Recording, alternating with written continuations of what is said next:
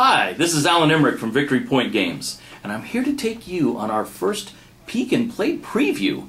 This one is of our new game, In Magnificent Style, from Herman Luttman.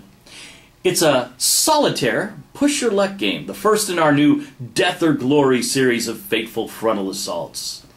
It also has a great two-player variant, just in case you have a friend. What we're going to do is show you the components, push the pieces around, give you an idea of the gameplay. Come on, let's take a look inside the package.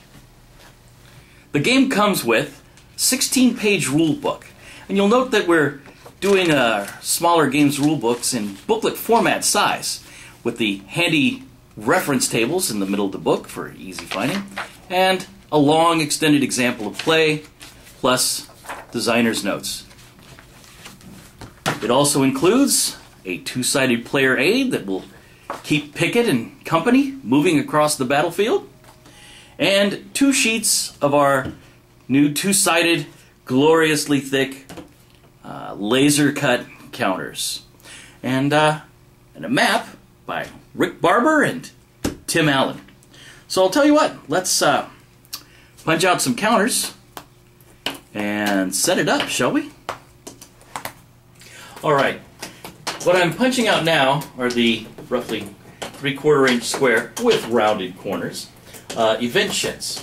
Essentially, in the Death or Glory series, the random events in the game occur as you move. There's not really an individual random events phase. They're happening all the time.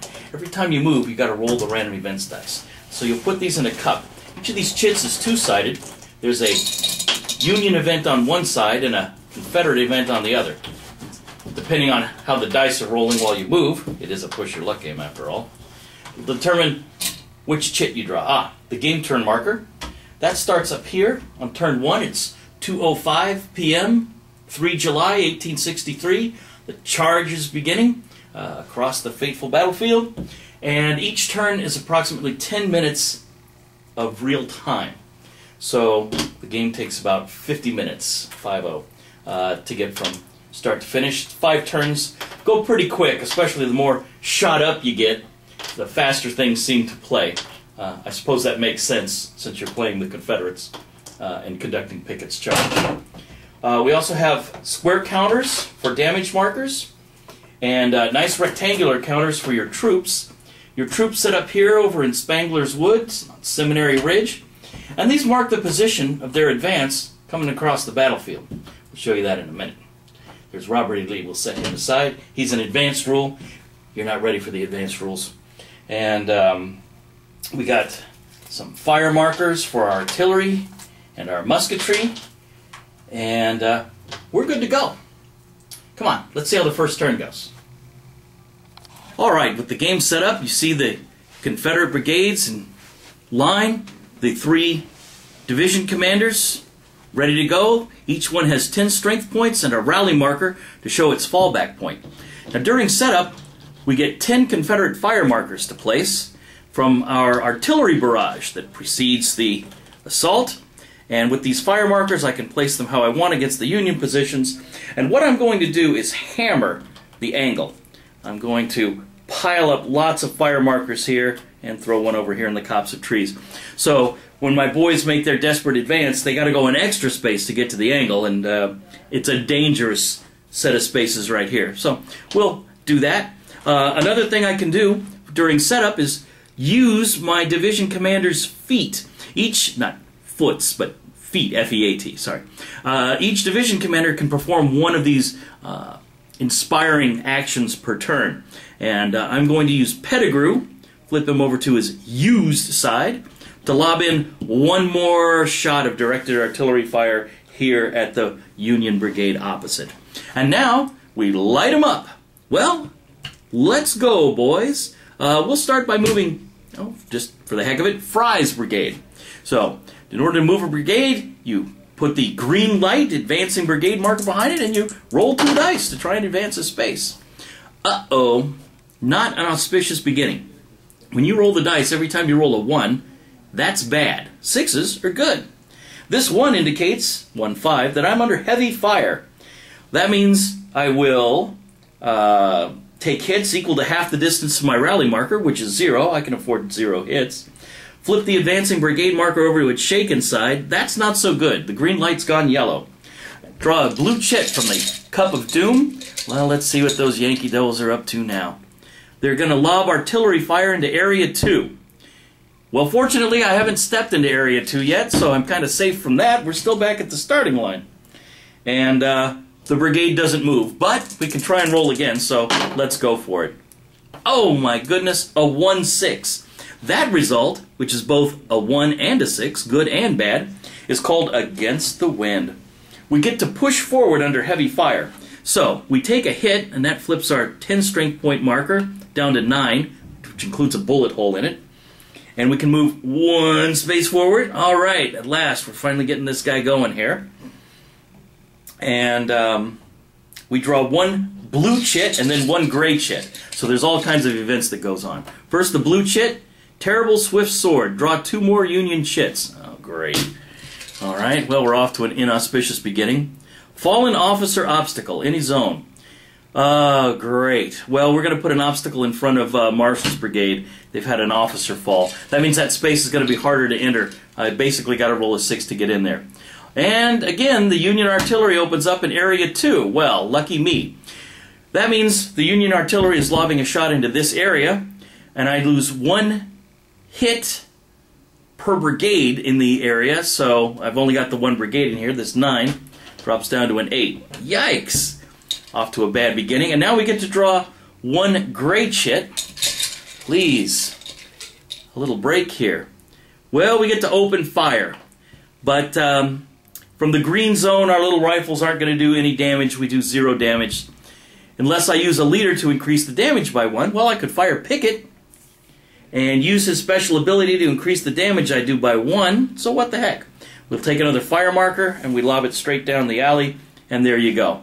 Alright, well, that was pretty brutal. Let's see if we can advance another space, shall we? Yikes. Oh no! Against the Wind again! Well, we get to advance a space, and we get to take another loss. Lucky us.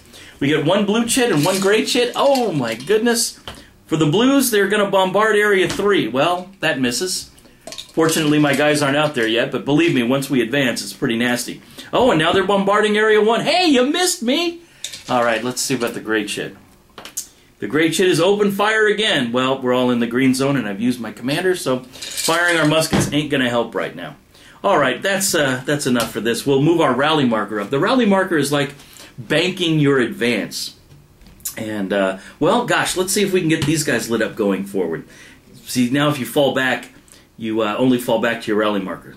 Well, because Marshall's Brigade is facing an obstacle, let's see if we can roll a decent number and get across it, shall we? Against the Wind again! How many times can I roll a 6 and a 1? Vegas, baby! I'm going to Vegas!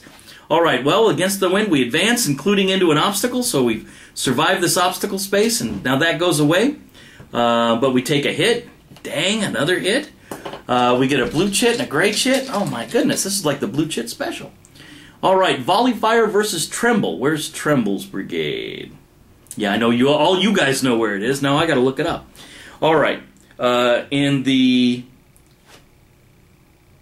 Let's see, each Union brigade suffers half the damage in hits.